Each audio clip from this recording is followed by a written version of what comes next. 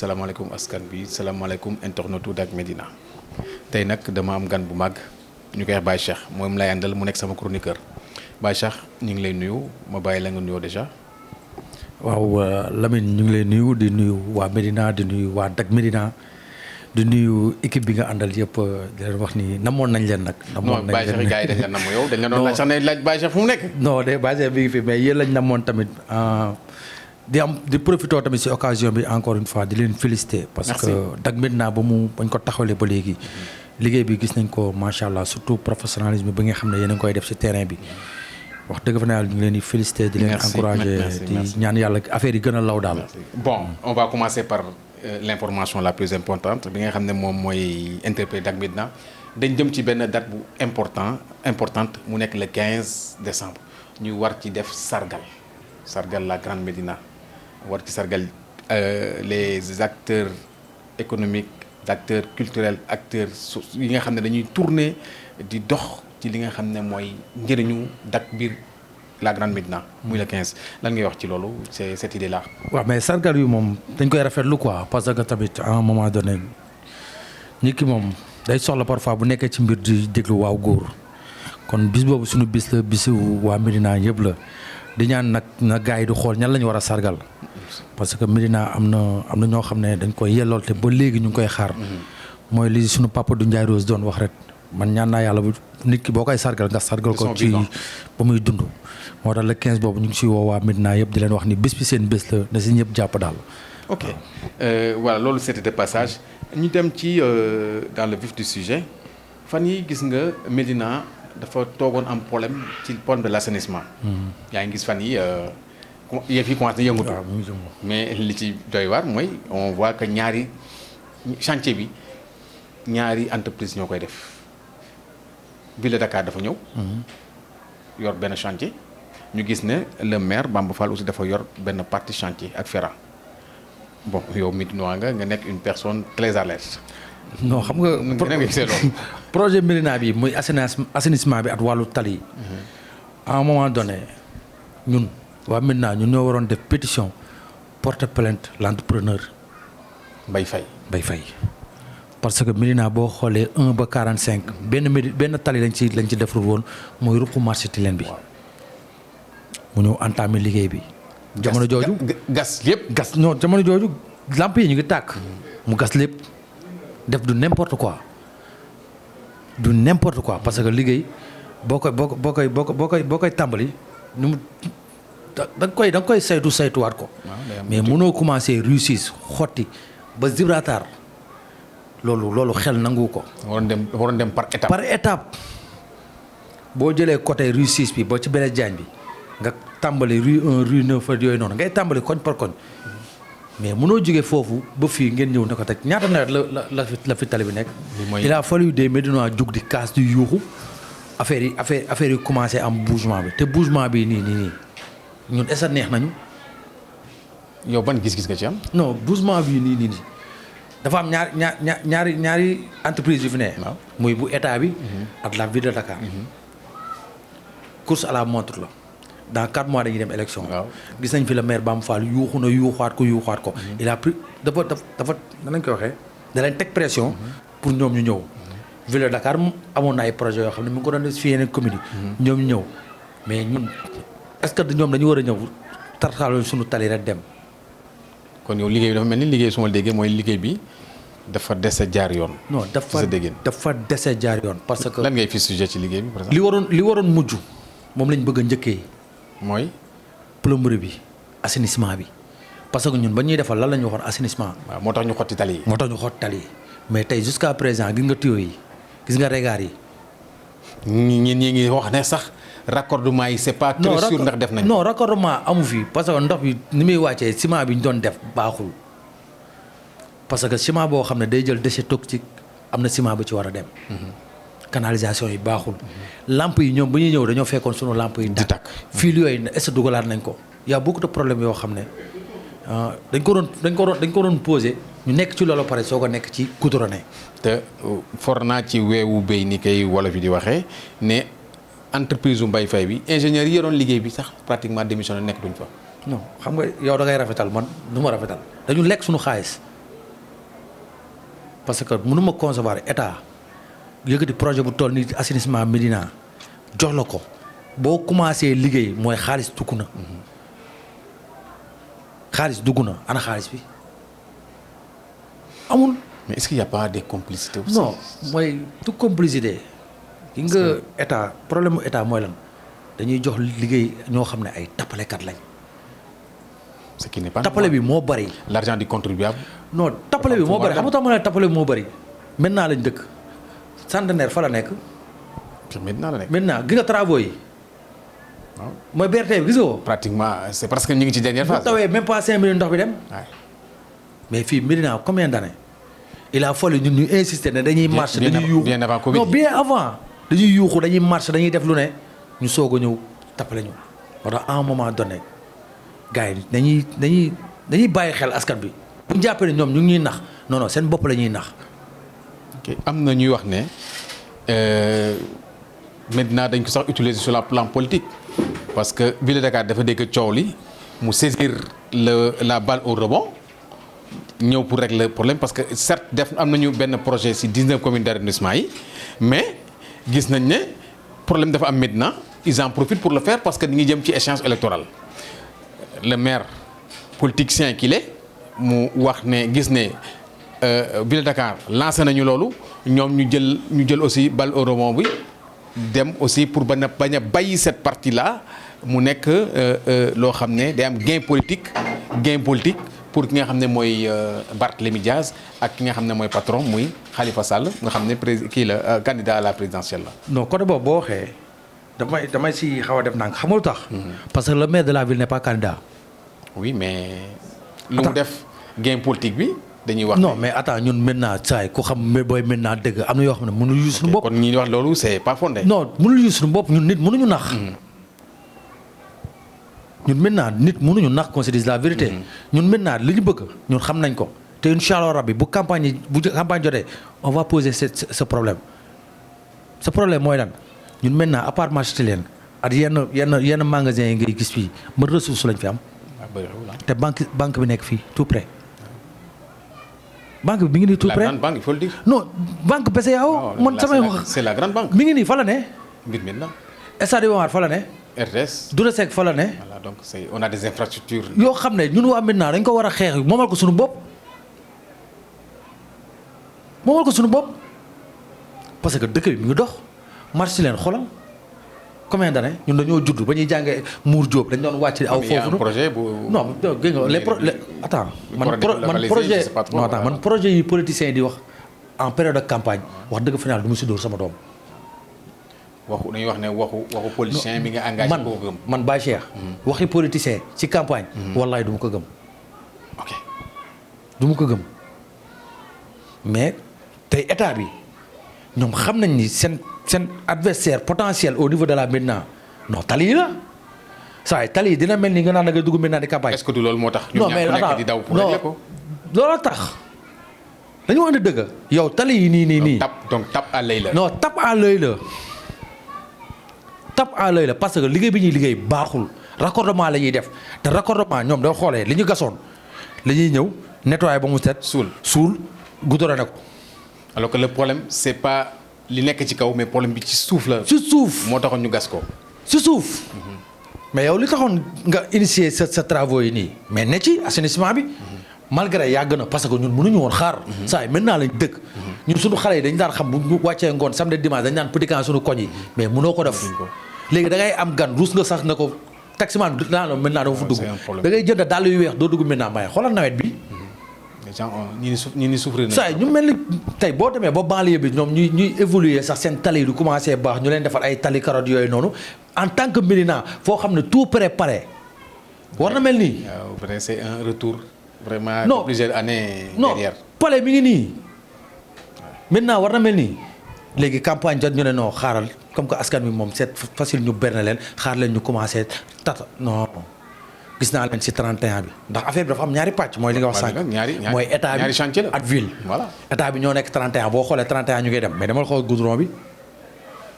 ñuy fàttali ne Médina ñi gënoon baax tali Sénégal. ci lañ bokk saa waay parce que tali yi am na tali yoo xam ne ça date avant l'indépendance li may encore une fois tali yi boo ko gasee xeer yi ñuy wax dolérite ñoo ci am du xeeru yi nga xam ne dafa xonq ay dolérite moo ci nekk xeeru ñuul kukku. xam nga yaa ngi ñëw ci li ma lay wax. voilà mooy dañuy gas ñëw goudron bi rek sotti te non xoolal boo ko gasee da ngay fekk première couche deuxième couche si suuf da ngay fekk mooy xeer bi ngay wax. ba ci sable bi. waaw parce que ndox bi day def effet. waaw parce que nappe bi ndax maintenant boo gisee côté 45 mètres yooyu noonu nga problème bi ñam mooy côté bii. kon gars yi doy na waar daal mais daal lenn lañ leen di lancé qu'on se dise la vérité bu fekkee campagne moo tax ngeen ñëw bu ko defar suñu tali Médina yi ngir yàlla yonte bu leen ko defar ñun ñu préféré xaaraat tuuti am lu baax mu ñu gënal ñu ñuy nappal après campagne jeex les mêmes problèmes ñëwaat. le problème reste entier. ñun bëgguñu loolu.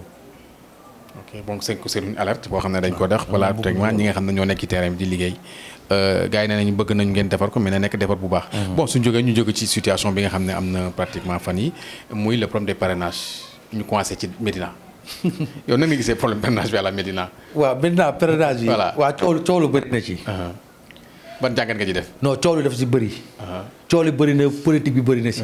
déglu naa discours ñëpp. mais en matière de politique. da ngay am caay-caayu politique. waaw politique sax loolu. non da ngay am caay-caay. fii Médina yow yaa ngi fii man maa ngi fii kii mi ngi fii fan nga dox si mbedd bi gis ay militants muy Cheikh Ba muy Bamba Fall muy Seydou Gueye. ak muy yeneen camps yi aussi muy yeneen camps yi muy waa Yeewi non du ma ne Yeewi te ma juub muy waa Taxawu waa Yeewi waa PUR ak ñeneen. kan nga gis mu dox biir Médina yor këyit naan day parrainé amul xëy na le maire moo fi woo Amadou Ba. parce que le maire il a un appareil politique. ba pare le maire il a un appareil boo xam ne da ko moomal boppam. c'est ça il dit toujours parce que c'est le maire de la commune. am na ay employés am na ay militants am na ay mouvements. il a des militants la moom c'est am na caay-caayu politique. da nga koy nangul. moom moo ñëw woo Amadou Ba ne am naa 9000 parrains. kon dafa jaar seen kaw. maa ngi ñëw c'est que tu voilà 9000 parrains. mu jur coow. waaw mu excité ñoom dañ leen laaj 20000 parrains pour ñoom ñëpp. non mais attends ñoom bu ñu taxee ne dañuy am 20000 parrains qu'on se dise la vérité nag. ñoom ñëpp du yomb biir maintenant rek. saa yi xam nga luy 20000 personnes du yomb de. donc ils ont mis moo tax damay saluer discours Seydou Gueye. Seydou Gueye il a été très prudent. waaw dana man du ma wax chiffre parce que tamit ay borom xel ñoo fi nekk. waaye ñun boo waxee dañ koy analyser dañ koy décrypter. quel que soit nag nga mer wala yooyu noonu mais dañ la koy dañ siy def suñu jàngat ci respect. mais 20000 parrains mënuñu ko génnee biir maintenant. dina xaw a jafe buñ ko naan. non duñ ko génnee maintenant xanaa leen la non duñ ko génnee. mais kon si soo jàngat ñoom kan la ñuy nax. non mooy caay-caayu politique caay-caayu politique daa am fii nii gis nañ fi barki Demba Ndiaye am na benn maire boo xam ne du ma tudd trop dafa woote ne kaa leen ma jox leen subvention affaire yooyu noonu mais kuy ñëw indaale sa carte am na fi. saa man tey mënoon naa toog lijjante ay parrain def ko si fiche ñëw jaay ko. ñëpp mën nañ ko xam nga fa laa jaar. waaw tey bu ñu nee vote am na fiche boo xam ne dañ koy jox mandataires yi. waaw mooy fiche boobu nga xam ne électeurs yi yooyu doon. yaa ngi génn secret. non déedéet gars yi loolu la ñuy def man mun naa toog remplir am na. ça c'est un secret. mais daa am lu ndaw loo xam ne da ci ne.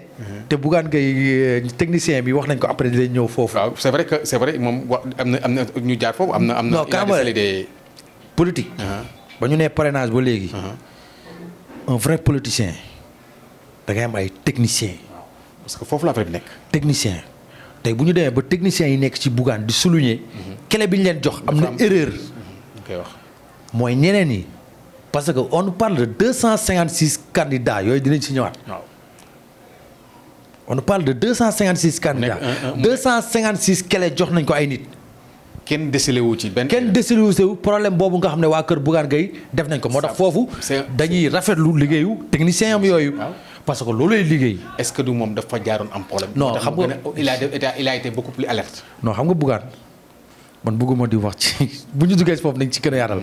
dañ ko naxaat ko. ñenn ñoo ko nax. non état. comment. non ñaata la déposé parrainage doo dem. dañ ne amul parrainage. non attends ku taxaw ne ma Bougane amul parrainage man du mu ko gëm xamul tax. tey Bougane bu àndoon les politiciens là tey Bougane bu àndaloon Amadou Ba yóbbu ko ci ruqu Sénégal yi ñu bàyyi leen fa ne leen ku njëkk a ñibbisi yaay président Bougane mooy njëkk a ñibbisi. il a fait le tour du Sénégal parce qu'il a fait le tour du Sénégal. ça il faut le reconnaître. donc koy nangul. donc koy nangul. il était un bébé en politique mais il a grandi. il s'est mûri. non il a grandi. parce que dañ ko naxaat ko. non dañ ko naxaat ko. dañ ko naxaat ko. Medina mi ngi nii naxuñu ko. on apprend de ses erreurs. c'est ce qu'on dit on apprend de ses erreurs. moo tax mu souligné si wàllu kele boobu noonu. moo tax affaire parrainage yi gis nga cour constitutionnel bu su taxaw di wax di nga dégg ay yuuxu ay ponkal yu bëri dinañ daanu ci parrainage. mais yow da nga jàpp ne nombre dafa bëri parrainage ñi am du ko ñu bëri su ma dégloo. non pas am gi nga dañu toll foo xam ne est-ce que askan bi tal nañ parrainage. waaw parce que fi ñu toll nii ñi ngi nekk situation bu xaw a doy waar ci dundin. ci dundin. parce que dund bi metti na. dund bi cher na. courant bi cher na lekk bi cher na ba pare sax dafa dem ba sax prix yi amut kenn mënatu ko natt. mais xam nga foofu man. la fois passée je l'ai dit ak un proche de Abdou Karim Fofana. parfois état day jël ay décisions yoo xam ne ñëpp dañ naan macha allah. mais doo am suivi. amul suivi ça c'est le problème sénégalais parce que xam nga loolu du loolu gars yi léegi ñoo respecté wul état. c'est très grave. état ce qui est très grave. parce que ñu bëri dañuy yaakaar ne état mooy le président Macky Sall. non état c'est dans sa globalité. mais tey da ngay taxaw dëgg biget bii mu yokk prix du ko neex. mënul ci dara. même tey les contrôleurs bu ñu ñëwee mais li extraordinaire transport rapide yi yokk nañu tey def li doon jar 100 francs ñu def ko 200 de suite personne n'a bronché.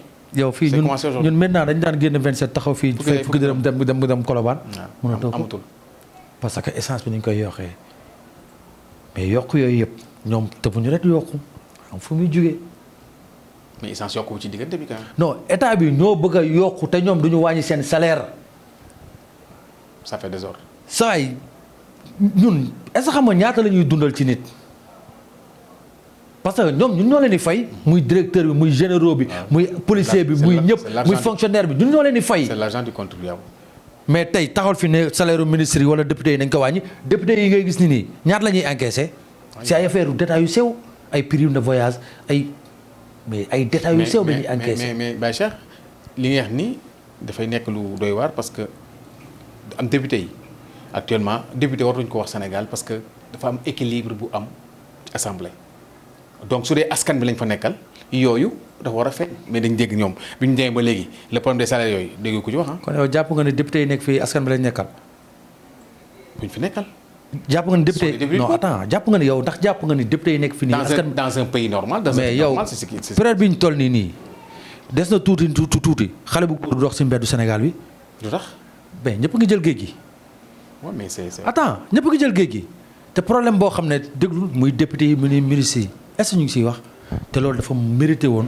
ñu bàyyi ci assise nationale. parce que maa ngi wax ne en fait on parle de 27000 yoo xam ne pratiquement ñi ngi ci actuellement ñi ngi c'est des migrants ñi ngi ci Europe. non mais ëpp na ko. moo tax soo mënee député non la mooy député gi nga gars yi ñeneen ñi ma ko sañ a wax mu yenn maire yi yenn député yi dañuy xëccoo ba jot dara te li ñuy xëccoo jot dara xamuñu si dara Sénégal y a des maires yoo xam ne wallahi lazim compte administratif. mënuñu la ko jàngal.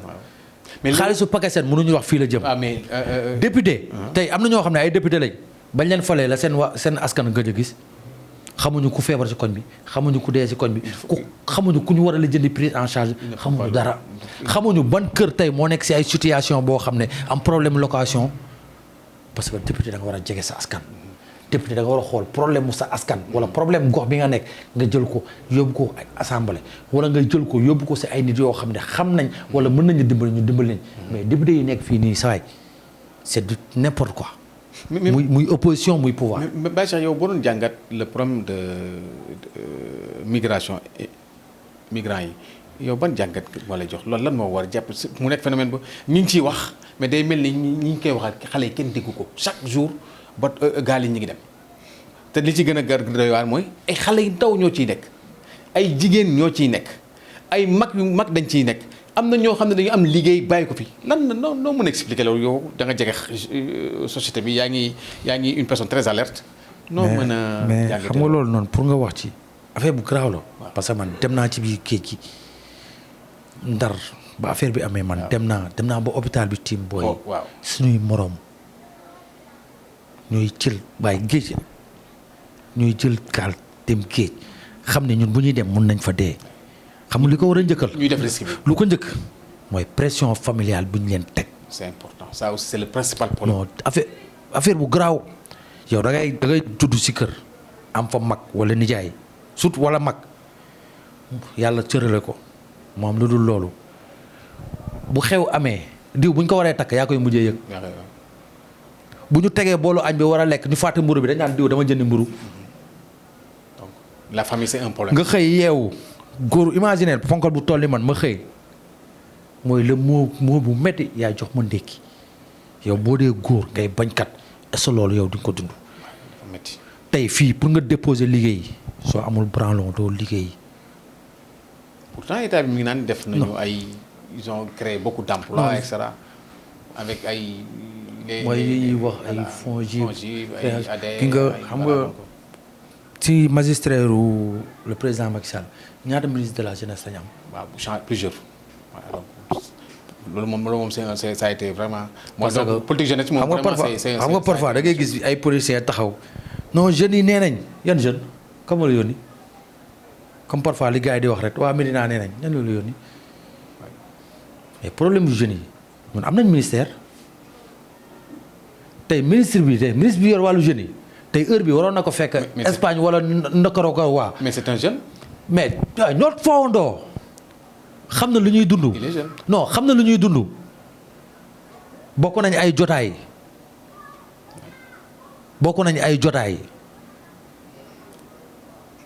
parce que fii dara yàggu fi tamit qu'on se dise la vérité xëy na xam nañ ñu mu demee fàtte xaju fi mais xam na suñuy problème mais xam nañ ñu parfois excellence yi wala Malboro ñun ñoo koy bokk xam na ni café Touba bi ñun ñoo koy bokk xam na ni parfois néeg bu ndaw la ñuy yor ñoo ci bokk noo tëdd xam na ni parfois kaw terrasse la ñuy yéeg. donc problème yi. mais problème yi xam nga mooy lan boo leen amul intérêt wala bu ñu la soxla seen yoon nekku ci yow. mais il y a benn wax bu ñuy wax dañuy wax ne y a un silence coupable même des autorités ak yenn politiciens yi parce que booy yi nekk fi arrangé wu leen donc ñuy dem ils font tout bu bàyyi la ñuy dem parce que ñu dem moo leen arrangé. waaw ñu bëri nag ñu ngi wax loolu.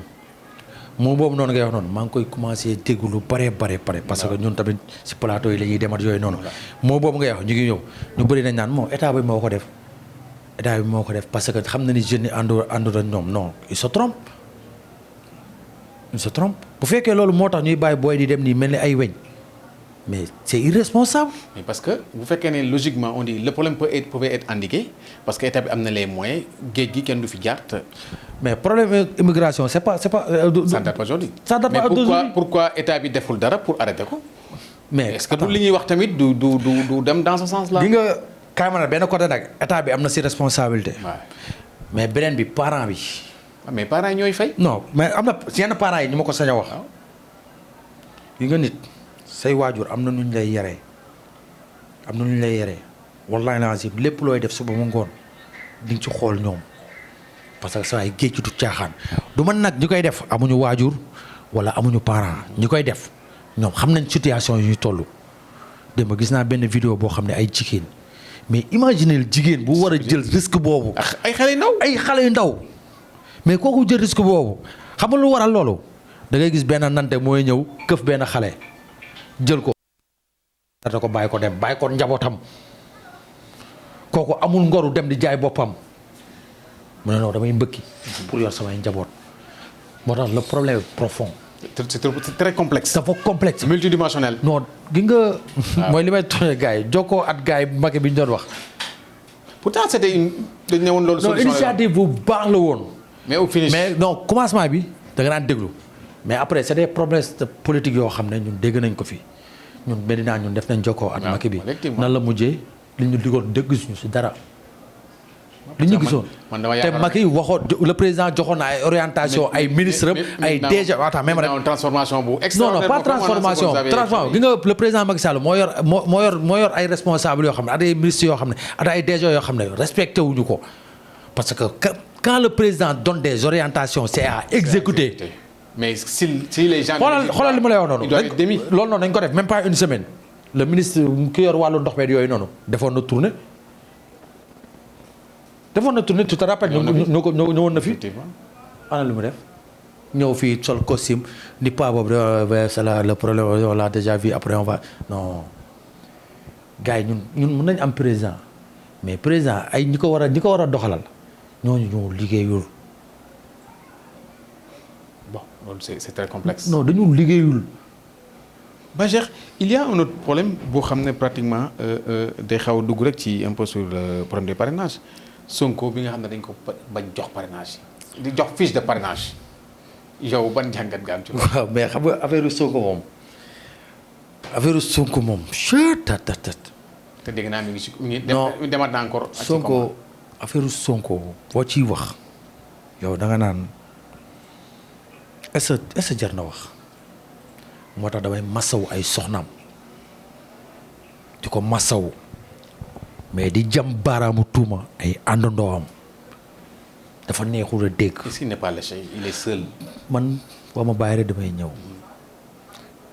Sonko gars yi dañ koo bàyyi ñoom ñoo ko waroon jàppale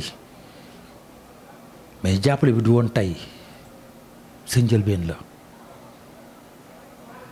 en matière de politique. léeg-léeg da ngay saaf ba mu saaf sap léeg-léeg nga wut glace di ko si nooyal. ñaar il faut savoir. non mooy politique.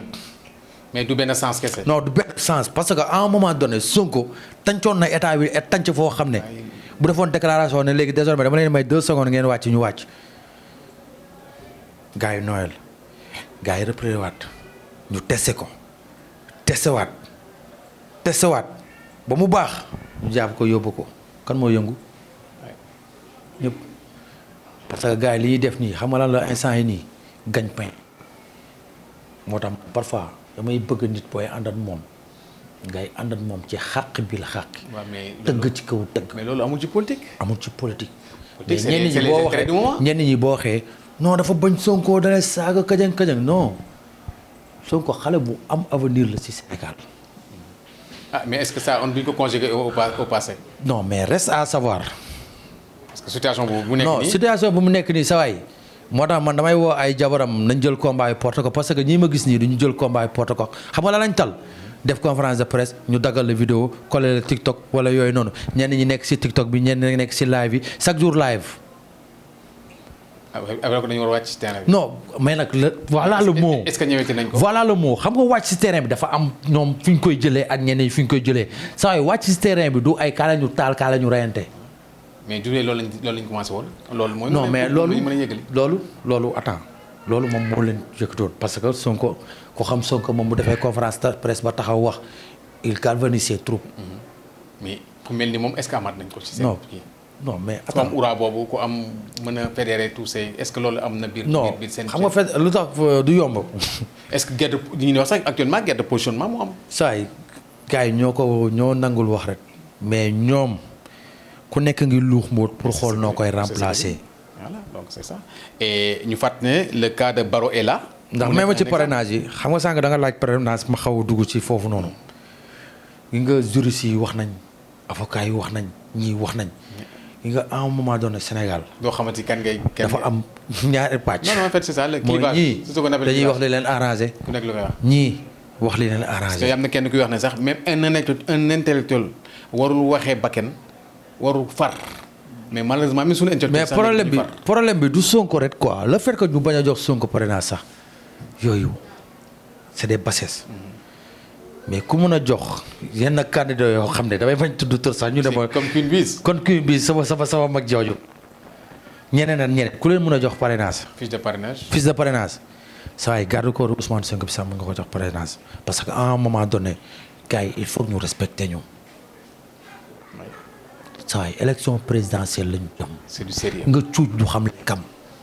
ah mais c'est ça fait bizarre. non mais dafa mel ni foo. est-ce que du lui aussi quelque part c'est pas parce que Macky Sall ñu gis ne dafa jóge ci famille bu néew doole yaayam papam amuñu woon doole trop et il est arrivé à la station présidentielle ñu ne comme c'est possible avec lui ça doit être possible avec eux. saa yi mu ngi nga man yooyu xam nga tax gëwuma ko. ñun ba ñuy nekk di xale mu ndaw la ñuy fooyee kër Paakan. waaw ajuma chaque ajuma Ablaye Wade daf ñuy jox ku ne soow si paas yi. waaw. président Macky Sall loo ko contre c'est un homme d'état. am na posture bi. il a rampé dafa rampé mais bu ñu kiiwal naan ay man moo yooyu noonu parfois su ma koy dégg ça me fait mal parce que politique du affaire animosité ay yaayam lii la doon jaay yaayam la non mais c'est des mots yoo xam ne. c'est tellement dur. c'est indécent. c'est indécent loolu du politique. gars yi nañu politique génne ci ay yaay ay papa wala vie privée nit. mais saa yi fii ñun xale nga man xale la man jaar naa fii nii jaar nañ xale dañ daan lekk fii loo xam ne tey bu ma doon mag mooy loolu mango bu musaan ñëw fii dañuy ñëw buuju affaire yi mais loolu xale la mais nit ki bu mu nekk président nga naan non yaayam da doon jaay beñe dafa rampé c'est un enfant de la république ku jaar ci Ablaye Wade doo cuune nekk fi ministre nekkaat fi ministre nekk fi premier ministre dem yàlla jox ko cëru président dañ ko respecté muy opposition muy pouvoir foog ñuy joxante cër. loolu dafa xaw a manqué parce que ñun askan bi ñun suñu seen nawle lañ. ñun ñi xam ne ñoo leen di votel ñoom foog ñu xam ne ñun seen i nawle lañ mais ñoom nawloo wuñu. mu nekk un problème léegi da nga gis cas situation bi nga xam ne moom la Sonko nekk ak seen parti ex-Pastef comme on dit ñoom ban posture la ñu war a taxaw nan la ñu war a def actuellement pour génn ci situation bi. mais posture bi du neex a dégg mais foog ñu wax ko am nañu nit yu fa jël ay parrainage jël ay fiches ci seen biir te ñi ngi taxaw di xaar. mais waaw dégg naa am nañ 5 yu jëli parrainage. waaw man question bu may njëkk a posé est-ce que bañ koy jëli. déggoon nañ ci ak le président Sonko. mais ñenn ñi naan sax Sonko wóolutu leen parce que soo defee. non attends Sonko man su ma doon moom. waaw saa yi mel sama soxna. laay wóolu saa yi politique amul wóolu. mais pourtant y a Guy Marius. non saa yi y a Guy Marius. dëgg ma muy Guy xam man dama lay wax tur baay. muy Guy Marius muy Abbas Fall muy Birame Souleye muy ñëpp cat ba cat politique bu ci wóolu nit saa yi nguur gars yi dañu bëgg nguuru xam nga tax ma la loolu Sonko bañ ko jàppee ba léegi. saa bu ñu organiser manifestation kenn amul ci fitu. taxaw 15 lacrymogènes yi. gars yi pourtant demoon nañu. Sonko bañ ko tëjee buntu këram barricade ko kenn amul fitu. taxaw foofu noonu du ñu jël ay initiative parce que ñoom jàpp nañu affaire bi xeex la taal la chromosome non un combat politique c'est pas de s'organiser pour détruire ce pays. waaw ça aussi c'est important de le dire. un combat politique c'est pas un combat de détruire le pays wala def ay cocktail molotov di taal nit ñi loolu du combat politique. loolu ça fa jar a wax. parce que loolu foog ñu wax ko nit ñi. cette violence là parce que nit ñi non attends nit ñi gars yi léegi lañ leen terroriser parce que ñemewuñu wax. mais nit ki bul xool nit ki lu ko neex wala loxo bu dëgg jotee wax ko. tu peux faire la politique sans être un barbare. tu peux faire la politique sans être violent. mais tey suñu kilifa yi muy opposant muy pouvoir ñoom ñëpp seen discours c'est violent. bàyyi lan moo gën a ñaaw nga defar essence def ci butéel dur ko ci kaw nit. saa loolu on te dit politique la. loolu du politique Ousmane Sonko yónniwu leen ci loolu. mais xam nga aussi beneen affaire dafa am Baye Cheikh en général su fekkee da nga ànd ak ay nit. ñuy def lu yoon soo àdduwul dañ naan dang ci kii est-ce que du loolu aussi. mais attends nag dafa tolloon foo xam ne saa yi xam nga moom dafa jëloon état bi sës ko ci miir bi état bi fippu. donc riposte. fippu def riposte ba ko état bi jekkoo parce que Sonko lan la comprendre woon tu peux combattre avec Macky Sall. mais c'est pas l'état. tu peux pas combattre avec l'état. l'état est un monstre froid. l'état non état. saa yi état. mais loolu tey ñan ñoo ko waroon encadrer. tu ne peux pas avoir un vieux comme Habib Sy. Aïda Mbodj. Khalifa Sall ñoom expérience politique. à un moment donné da nga leen di déglu. mais Sonko à un moment donné fougue de jeunesse bi da ko daloon. mais est-ce que ñu ko doon wax. mais est-ce que ñu ko doon wax. loolu tamit ay questions est-ce que tamit dañ ko doon suuxal. yëpp mi ngi ci parce que galgal politique ah. parce que autour de Ousmane Sonko c'est ñi ngay gis ñooñu muy Habib Sy muy Cheikh Tidiane Dièye muy yooyu noonu. saa yi mënuñu feesal kaaru Ndiaga Ndiaye. ay homme d'état lañu. non ay homme d'état la mais mënuñu feesal kaaru Ndiaga Ndiaye. dañu wax dëgg amuñu militant amuñu sax benn appartement bu wër boo xam ne fii seen siège la parce que dañoo ñëw wéeru ci Sonko il a été naïf ñu manipuler ko dugal ko ci game boo xam ne xamu ko pourquoi Sonko di créer Yewwi Askan Wi te nga téye jeune bi te nga téye lépp te nga téye affaire bi ngay créer ay kii doo demal sa bopp. naka ngay expliquer guerre bi nga xam ne am na c'est une guerre c'est le mot guerre bi nga xam ne am na biir Yewwi Askan bi muy entre Yewwi Askan bi ñenn ñi ak waa Benno. ak du moins ak waa taxaw. Yewwi Askan bi at waa taxaw xam nga la laay njëkk a ñëw. mooy ba ñuy def signature bi fële ne ba ñuy njëkk a lancé signature bi ba mu dugg xam nga ñu dañoo sob après Bougane Khalifa affaire yooyu woo ko ñu waxtaan suuf Bougane génn gedd dem lan la wax li ma gis affaire u dëmm la ay nit yuy lekkante seen biir te li ci kanam raw li bët tey Bougane am na dëgg ci ñoom. pourtant même li mu am dëgg aussi. même des fois dina am situation day dem wéeru ji aussi même politiciens yi li nga wax ne seen vérité c'est des moments. momentanés. Bougane tey am na si ñoom dëgg le problème de taxaw et de Yewwi kan moo créé Yewwi.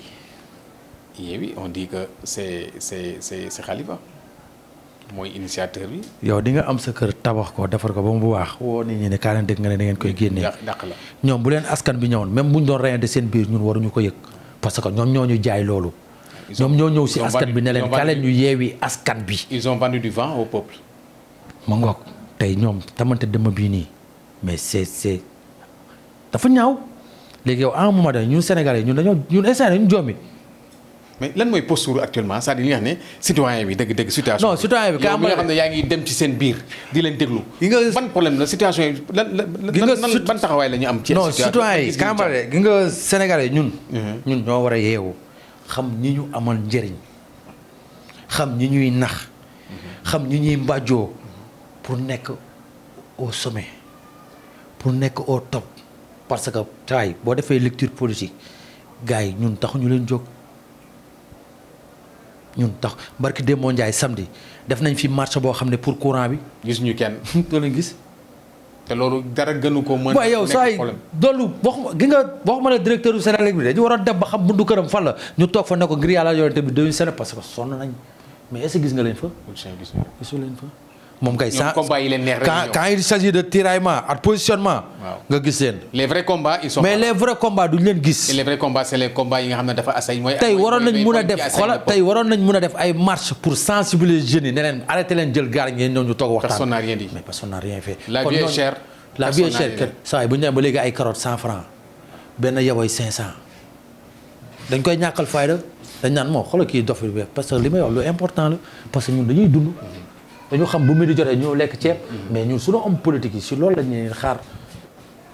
leen xaar si combat yooyu mais pas seen tiraillement yu ñuy def ak seen utum buzz mooy lan léegi da ngay ut benn site bu la invité nga yuuxu Ousmane Sonko moo fi ne kañang nga génne woo sama wuy ma dagal ma vidéo nga kolal ma ko TikTok ma ko mooy buzz gars yi buzz moo leen sonal ak gis leen ma ba pare ñi war a wax waxatuñ ñi warul wax sunu genre yi ñoo nekk di wax te li ñuy wax ñun xamuñ dara. donc li nga xam ne c'est le monde à l'envers. mais si parce que léegi mooy li ma lay sànq gars yi dañ leen terroriser. léegi situation bi yow na nga yaakaar Sénégal ci la war a génn nan la ci war a génnee. saa yi Sénégal pour mu génn si nii saa yi du yomb de. les hommes de la situation wala les hommes de la situation. non Sénégal fu mu nekk nii saa yi bu ñu la waxoon Sénégal bor bu mu am nii saa yaa ngi koy kii. dem rek dugalaat nañu encore 166 milliards pour leen. saa yi foog ñuy fal ñu xam ne dañ leen fal pour askan bi mais saa yi da ngay fal nit même pas 2 jours mu changé oto woo maçon bi woo carreleur bi ñun bëgg nañ loolu ndax tax ni ki si liggéey dañ si suul mais foog ñu bàyyi di sàcc suñu xaalis. mais yéen y a un terme boo xam ne wala waxee dañuy wax nguur. dañuy nguuru. nguur nag nguuru. saa yi man dama gis député opposition bi ñoo xam ne non mais après je me pose la question da lay romb ça va yenn directeurs yi yoo xam ne saa yi. xamoon nga leen avant ñu nekk saa yi ñun jamonoy Benno Siggil Sénégal Abdoulaye Wade M23 li ma lay wax nii wala Abdourahmane Diouf wala Abou Diawo mais yàlla mooy cëral nit ku nekk at sa wërsëg mais ñi njëkk entamé combat yi ñun si lañ bokk wallahi lazim mais ñi ñëw nii te doo comprendre quoi affaire yi moom saa yi. dañ yaakaaroon ne ak nu demee nii changement dafa war a mën a. non Macky wax dëgg fa yàlla ba ñu koy jox suñu réew mi ñun amoon nañ yaakaar ba mu commencé amoon nañ yaakaar mais nit ki parfois di nga bëgg parce que le président de la République ne peut pas être partout président branche ba garab la mais say branche ñoo war a meññ affaire yi mais ñi war a meññi affaire yi est-ce que liggéey nañ tey boo demee ba Sinthiou Garba Fouta Matam da ngay dugg si benn bitik boo xam ne boo xiifee boo jëndul biscuit doo lekk da ngay dugg si waxuma la fii yaa ngi gis diwlin yaa ngi gis ceeb mais am na sunu si dëkku au profond doo gis ceeb doo gis diwlin beurre doo ko gis jumbo doo ko gis. lan ngay wax askan bi maintenant muy sa dernier mot. waaw sama dernier mot.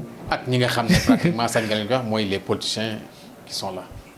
waaw sama dernier mot moom mooy fi may njëkkee mooy di leen féliciter parce que liggéey bi rafet na di lancer beneen message bi mooy lan sunu politiciens yi nekk mbir maintenant ñoom ñoo waxoon dañ jàppale presse locale bi ba léegi gars yi ngi xaar ndax ñii dañ leen war a jàppale parce que ñoom li ñuy wax muy jàll yéen a koy génne pour askan wi. on fait la promotion de tout le monde. on fait la promotion ba ngeen di commencer dégg ngeen lu ne ñii ñoo ko moom kii moo ko moom anamu tey. vous êtes toujours pourtant ba tey ñu ngi koy non vous êtes mooy la man jàgg naa la ko grand di nga dégg lu ne mais toujours yi fi ngeen ne yéen a fi ne.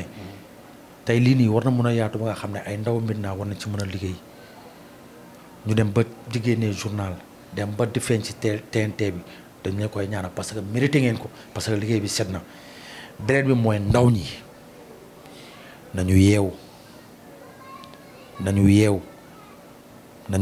man loolu leen lay wax 100 francs ba mu tax nga jaay sa ngor bu la kenn ñëw ne la am 1000 francs kànjam ñu taal dëkk bi bu la kenn ñëw ne la kaay nga rayal ma diw wala kaay nga saagal ma diw ci internet. surtout ñu ngi jëm situation bu doy waar. ndax fi ñu jëm foog ñu wax. ce sont les élections de tous les parce que élection sanglant lañ nar a dem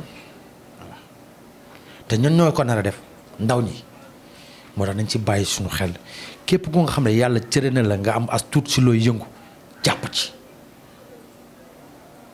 jàpp ci xëy na fan yii yëpp ñu ngi gis vidéo yi di dem ci géej gi loolu bu ko kenn gis ba ne non jigéen dem na man góor war naa mën a dem metti na trop mais nañu toog fii gérer ko di nuyuwaat ñëpp di sant ñëpp waaw man daal loolu laay kàddu gi nag ñun la xam nga moom jaam bi moom day wax rek bu dëngee suñu jëmm la su baaxee borom bee ci teg loxo di ko doxal. voilà parce que waxtaan bi mu nekk waxtaan boo xam ne xam-xam génn na fi parce que ki ñu doon waxal dafa jege askan bi foo ko fekk mu ngi dox ci li nga xam ne askan bi ci lay nekk voilà ñenn ñi sax dañu naan activiste moi c'est un mot que j'aime bien parce que activiste c'est quelqu'un qui se bat pour li nga xam ne mooy njëriñu askan bi et ça c'est très important c'est pas péjoratif nañ ko jàpp noonu jox leen rendez-vous semaine prochaine on va essayer de faire ak moom wala keneen incha allah bu ñu fàtte nag fi ñu jëm mooy le 15 décembre sargal la Grande Médina wasalaam